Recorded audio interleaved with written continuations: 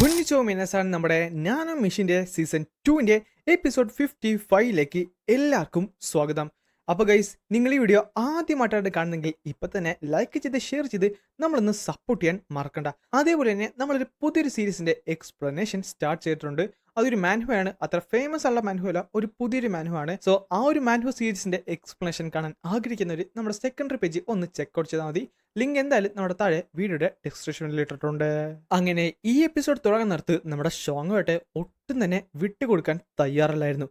നാശം, എനിക്ക് മറ്റു മാർഗിൽ എന്ന് പറഞ്ഞ് നമ്മുടെ ഹ്യൂബ് അങ്ങോട്ട് അവൻ്റെ ഫ്ലെയിംസ് അങ്ങോട്ട് ആക്ടിവേറ്റ് ചെയ്തുകൊണ്ട് ആ ഒരു വെപ്പൺ കംപ്ലീറ്റ്ലി കത്തിക്കുന്നുണ്ട്. ആൻഡ് അതിൻ്റെ ചൂടുകൊണ്ട് അവളുടെ കൈ വിടുവെന്ന് വിചാരിച്ചപ്പോൾ അവൾ വിട്ടില്ലായിരുന്നു. അവളുടെ കൈ പൊള്ളിയിട്ടും അവൾ അത് പിടിച്ചുകൊണ്ടിരുന്നു. ഹോ ഷോങ് വന്ന് വിളിച്ചിട്ടുണ്ട്. പെട്ടെന്നാണ് ദൂർന്ന് ഒരുത്തൻ ഓടി വന്നത്. എന്നിട്ട് നേരെ ചാടി ഹ്യൂബിങ്ങിന്റെ വയറ്റി നോക്കി ഒരു കീട്ടിലെ ചവിട്ട് അങ്ങോട്ട് ചവിട്ടി അവൻ നേരെ ബാക്കിലേക്ക് തെറിച്ച് പോവുകയും ചെയ്യും. നാശം, എന്റെ ഭാര്യയിൽ ഒടിഞ്ഞെന്നാ തോന്നുന്നു പറഞ്ഞ് അവൻ തലപൊക്കി നോക്കിയപ്പോഴാണ് ഒരു രൂപം അവൻ കണ്ടത്. അല്ല, വാങ്ചുൽ നീയോ? സ്ക്വാഡ് ലീഡർ കോ വാങ്ചുൽ, എന്ത് പറ്റിയെന്നൊക്കെ പറഞ്ഞ് എല്ലാവരും ചോദിക്കുന്നുണ്ട്. ആ സമയത്താണ് നമ്മുടെ ജാക്സമ്മ അവിടേക്ക് വരുന്നത്. അല്ല വാങ്ചുൽ, എന്ത് പറ്റിയടാ? അല്ല, അവരുടെ ശരീരത്തിൽ നിന്ന് എമിറ്റ് ചെയ്യുന്ന ആ ഒരു ഒമ്നിയോസ് ഉള്ള എനർജി അതെന്താണ്? ഇനി എങ്ങാനും അത് അവന്റെ കയ്യിലിരിക്കുന്ന ആ ഒരു എനർജി കോർ കാരണമാണോ? അതാ വിൻ വൈറ്റ് ടൈഗറിന്റെ എസൻസ് കോറല്ലേ?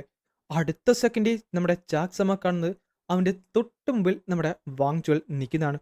ഒരു പഞ്ച് ചെയ്യുന്നുണ്ടെങ്കിലും അത് ജസ്റ്റിന് അവനത് ഡോഡ് ചെയ്തു.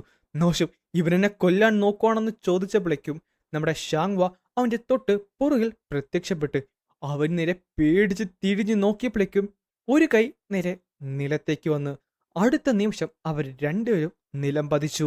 നാശം, ഞാൻ അവരോട് പറഞ്ഞതാണ് സൂക്ഷിക്കണമെന്ന്. അങ്ങനെ ഡീമൻ ലോഡ് അവിടേക്ക് വന്നു. പക്ഷേ നമ്മുടെ വാങ്ചുലൊക്കെ ആ ഒരു എനർജി വിറ്റ് സ്റ്റാൻഡ് ചെയ്യുകയായിരുന്നു. അവർ തോറ്റു കൊടുക്കാൻ ഒട്ടും തയ്യാറല്ലായിരുന്നു. കണ്ടിട്ട് ആ ഒരു സ്പിരിച്വൽ എനർജി അവരുടെ ഡെമോണിക് എസൻസിനെ കംപ്ലീറ്റ്ലി ഓവർ പവർ ചെയ്തിരിക്കുന്നു. അവരുടെ ക്യൂ എന്തായാലും ശരിക്കും ഇൻക്രീസ് ആയിട്ടുണ്ട്. ഒരു മിത്തിക്കൽ ക്രീച്ചറിന്റെ ബ്ലഡ് കുടിക്കുന്നത് പോലെയല്ല, ഇത് ശരിക്കും ഡേഞ്ചറസ് ആണ്. ആ ഒരു എസൻസ് സ്കോർ ഡേഞ്ചറസ് ആണ്. അടുത്ത സെക്കൻഡിൽ അവൻ അതിന്റെ പവർ കൂട്ടുകയും അവർ കംപ്ലീറ്റ്ലി നേരെ നിലത്തേക്ക് വീണു. എന്നിട്ട് ആ ഒരു എസൻസ് സ്കോറിനെ ഇവൻ അവന്റെ കയ്യിലേക്ക് വലിച്ചടുപ്പിച്ചു. ഡീമലോഡ് സൂക്ഷിക്കണം, അത് ഡേഞ്ചറസ് ആണ്. ആ ടൈമിൽ അവന്റെ കയ്യിലിരുന്നുകൊണ്ട് അത് അബ്നോർമലായിട്ട് പ്രവർത്തിക്കാനായിട്ട് തുടങ്ങി. അവന്റെ കയ്യിലിരുന്നുകൊണ്ട് അത് വൈൽഡായിട്ട് അനങ്ങുകയായിരുന്നു. അപ്പൊ നിനക്ക് അടങ്ങാൻ ഒട്ടും ആഗ്രഹമില്ലല്ലേ? പക്ഷേ ഇതൊന്നും എന്റെ മുമ്പിൽ ഒന്നും വർക്ക് ചെയ്യില്ലെന്ന് പറഞ്ഞ് ഇയോൺ ചിയോൺ അവന്റെ എനർജി അങ്ങോട്ട് റിലീസ് ആക്കിയത് നമ്മുടെ ഹ്യൂബങ് സത്യം പറഞ്ഞാൽ അമ്പരന്ന് പോയി. അല്ലെങ്കിൽ ഞാൻ അദ്ദേഹത്തിൽ നിന്ന് എന്താണ് എക്സ്പെക്ട് ചെയ്യേണ്ടത്? അദ്ദേഹത്തിന്റെ ആ ഒരു എനർജി വെച്ച് ആ ഒരു ഡാർക്ക് അലൈസൻസ് സ്കോറിനെ കമ്പയർ പോലും ചെയ്യാൻ പറ്റത്തില്ല.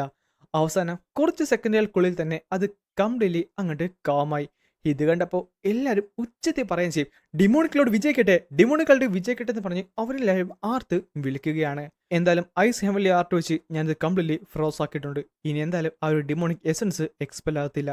അപ്പോൾ ഇനി ബാക്കിയുള്ളത് ഈ സമയത്ത് അവർ രണ്ടുപേരും മാറ്റമൊന്നുമില്ലാതെ അവിടെ കിടക്കുകയാണ്. ഡീമലോട് അവരെന്താണ് അങ്ങനെ ആക്ട് ചെയ്യുന്നത്? ആ ഒരു എസൻസ് സ്കോർ ഉണ്ടല്ലോ, അത് അവരുടെ ഇന്റൽ എനർജിനെ കംപ്ലീറ്റ്ലി ടേക്ക് ഓവർ ചെയ്തു. അല്ല, നമ്മളത് എക്സ്പെൽ ചെയ്യണ്ടേ? പക്ഷേ അങ്ങനെ ചെയ്തു കഴിഞ്ഞാൽ അവരുടെ ഡാൻഡിനെ കംപ്ലീറ്റ്ലി അത് ഹാം ചെയ്യും. പക്ഷേ നമ്മളവരെ വെറുതെ വിട്ടു കഴിഞ്ഞാൽ അവർ ഉറപ്പായിട്ടും ആ ഒരു ഡിമോണിക് എസൻസ് സ്കോർ അവരെ ടേക്ക് ഡൗൺ ചെയ്ത് ഡിമോണിക് ഹ്യൂമൻസ് ആക്കി മാറ്റത്തില്ലേ? ഡിമോണിക് ഹ്യൂമൻസോ? അത് ശരിക്കും നല്ലൊരു മെത്തേഡാണല്ലോ. പിന്നെ കാണിക്കുന്നത് കുറച്ചു നേരം മുമ്പുള്ള കാഴ്ചയാണ്. നമ്മുടെ ഹ്യൂബങ് പറയും ചെയ്യും, നാശം, ഇതിനെ പൊക്കിയെടുക്കാൻ പറ്റ പാട്. ഇതേ സമയത്താണ് അതിന്റെ ശരീരത്തിലേക്ക് ഒരു കത്തി കുത്തിക്കയറ്റുന്നത്. എന്നിട്ട് നമ്മുടെ 6th എൽഡർ പറയും ചെയ്യും, ഇതിൻ്റെ അകത്ത് തന്നെ കാണും. അല്ല എൽഡർ, താങ്കൾക്ക് തോന്നുന്നുണ്ടോ ഈ റെസൻ സ്കോർ ഇതിൻ്റെ അകത്ത്? ഡീമലോട് പറഞ്ഞല്ലേ, അപ്പൊ കാണാതിരിക്കത്തില്ല. ശരിയാണ്. അവരായിട്ട് അതിന്റെ ബോഡിനെ കംപ്ലീറ്റ്ലി വലിച്ചു കീറി നോക്കുകയാണ്. പെട്ടെന്നാണ് അവൻ ശ്രദ്ധിച്ചത്, അല്ല ഇതാണെന്ന് തോന്നുന്നത് ആ ഒരു വിൻ വൈറ്റ് ടൈഗറിന്റെ രണ്ടാമത്തെ എസൻസ് സ്കോർ. അല്ല, ഈ ഒരു ഒമ്നിയോസ് ഉള്ള ഓറ. ഡീമലോട് പറഞ്ഞിരുന്നു സൂക്ഷിക്കണമെന്ന്. നീ നിന്റെ ട്രൂ ക്യൂയെ കൊണ്ട് മാത്രം അതിനെ പിടിച്ചാൽ മതി. അങ്ങനെ നമ്മുടെ വാങ്ചുലാട്ടെ അവന്റെ ട്രൂ ക്യൂയെ യൂസ് ചെയ്ത് അവന്റെ കൈയിനെ കംപ്ലീറ്റ്ലി കവർ അപ്പ് ചെയ്തതിന് ശേഷമാണ് അത് കയറി പിടിക്കുന്നത്. എന്നാൽ അതിന്റെ എനർജി അവന്റെ ട്രൂ ക്യൂവിനെ കംപ്ലീറ്റ്ലി ബൈപ്പാസ് ചെയ്തു. നാശം, ഞാൻ എക്സ്പെൽ ചെയ്യണമെന്ന് പറഞ്ഞപ്പോഴേക്കും വാങ്ചുൽ നീ ഓക്കെ അല്ലേ, കുഴപ്പമില്ലെന്ന് ചോദിച്ചുകൊണ്ട് നമ്മുടെ ഷാങ്വ അവനെ കയറി പിടിച്ചു. എന്നാൽ അടുത്ത നിമിഷം ആ ഒരു എനർജി അവളുടെ ശരീരത്തിലേക്കും പാസ് ചെയ്തു. സെക്കൻഡുകൾ കൊണ്ട് തന്നെ അവളുടെ ശരീരത്തിനെ അത് കംപ്ലീറ്റ്ലി പിടിച്ചു കിട്ടി. നാശം, എന്റെ ഇമോഷൻസ് അതെനിക്ക് കൺട്രോൾ ചെയ്യാൻ ഇല്ല, ഇത് ദേഷ്യവും വെറുപ്പുമാണെന്ന് പറഞ്ഞ് തീർന്ന്. പിന്നെ കാണിക്കുന്നത് അവളാട്ടെ അവിടെ ഇരുന്ന് അവളുടെ ക്യൂയെ സർക്കുലേറ്റ് ചെയ്യുന്നതാണ്. മറ്റൊരു എനർജി അവളുടെ ക്യൂയിലേക്ക് വരുന്നുണ്ട്. അല്ല, ഇതെന്താണ് ഈ ഒരു എനർജി? കംപ്ലീറ്റ്ലി ഡിഫറെൻ്റ് ആയിട്ടാണല്ലോ ഫ്ലോ ചെയ്യുന്നത്. അത് സ്ട്രോങ്ങറുമാണ്, പ്യുവറുമാണ്. എൻ്റെ ബോഡീനെ കംപ്ലീറ്റ്ലി അത് ടേക്ക് ഓവർ ചെയ്യുവാണല്ലോ. ഇതേ സമയം രാത്രിയായിരുന്നു. നമ്മുടെ ഇയോൺ സിയോൺ അവരെ രണ്ടുപേരെയും ക്യൂയെ സർക്കുലേറ്റ് ചെയ്യാനായിട്ട് ഹെൽപ്പ് ചെയ്യുകയാണ്. അല്ല, ഡീമനിലോട് സർക്കുലേറ്റ് ചെയ്യിപ്പിക്കുകയാണല്ലേ. ഇതെന്തായാലും ആ ഒരു ഹെവലി ഡീമൺ സോണിൻ്റെ ആർട്ട് ചെയ്യാനുള്ള ആ ഒരു സർക്കുലേഷൻ മെത്തേഡ് ഇവിടെ നന്നായിട്ട് വർക്കാവുന്നുണ്ട്. ആ ഒരു ഡെമോണിക് എസൻസിനെ റെസ്ട്രെയിനും ചെയ്യാൻ പറ്റും. ഇനി എല്ലാം ഇവരുടെ കയ്യിലാണ്. അവരുടെ കയ്യിൽ ഇപ്പോൾ എന്തായാലും ഒരു മിത്തിക്കൽ ക്രീച്ചറിൻ്റെ ഒരു സ്പിരിച്വൽ ക്യൂ ഉണ്ട്. അതിനെ കംപ്ലീറ്റ്ലി അവർ റെസ്ട്രെയിൻ ചെയ്താൽ മതി. അങ്ങനെ സമയം കടന്നുപോയി. നമ്മുടെ ഷാങ്വയുടെ ശരീരത്തുണ്ടായിരുന്ന ആ ഒരു എനർജി പതുക്കെ മാഞ്ഞു പോകുകയും അവൾ കണ്ണ് തുറക്കുകയും ചെയ്തു. അല്ല, അവർ തിരിച്ചെത്തി. അല്ല, നിങ്ങൾക്ക് കുഴപ്പമൊന്നുമില്ലല്ലോ. ഈ സമയത്താണ് ചാക്ക് പറയുന്നത് ഇവിടെ എന്തൊരു വ്യത്യാസമുണ്ട് അവരുടെ ശരീരത്തിന് ചുറ്റും. ആ ടൈമിലാണ് വാങ്ചുവിൻ്റെ കയ്യിലേക്ക് ഒരു ഒമ്നോസ് ഉള്ള എനർജി.